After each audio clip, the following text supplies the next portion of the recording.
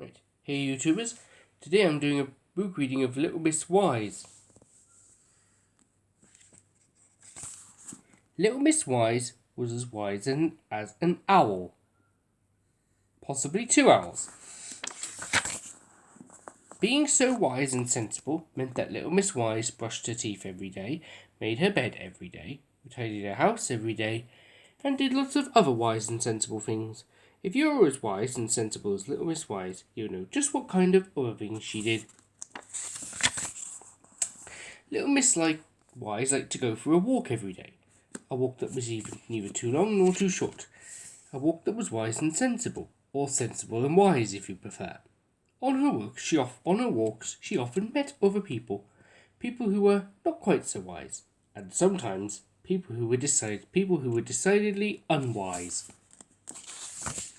Last Monday, she met Little Miss Naughty. "Come and jump in the puddles," cried Little Miss Naughty, with a naughty gleam in her eye.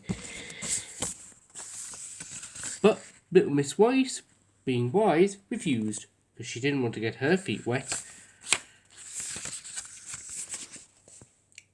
On Tuesday, she met Little Miss Greedy, who was carrying an enormous cake filled with cream and smothered with pink icing. "Would you like some of this?" asked Little Miss Greedy. But Little Miss Wise refused. She didn't want an upset stomach. On Wednesday, Little Miss Wise refused to get into Mr. Busy's racing car. She didn't want to have an accident.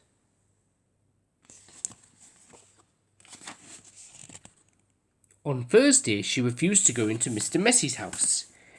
"If I go into this house, I will get dirty," she said to herself. But she didn't say anything to Mr. Messy. She didn't want to hurt his feelings. And on Friday, she refused to play tennis with Mr. Silly. There's nothing silly about that, is there? A star racket and a square ball? Can't think of anything sillier, can you? But by Saturday, Little Miss Wise was feeling unhappy.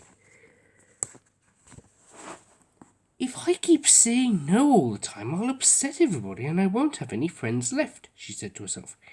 She thought long and hard about the problem, and, being the wise and sensible person she is, she came up with an answer. "From now on, I will say yes to everything." On Sunday, while she was out on one of her wise and sensible walks, or sensible and wise walks if you prefer, Little Miss Wise met Mr. Mischief. He was carrying a parcel.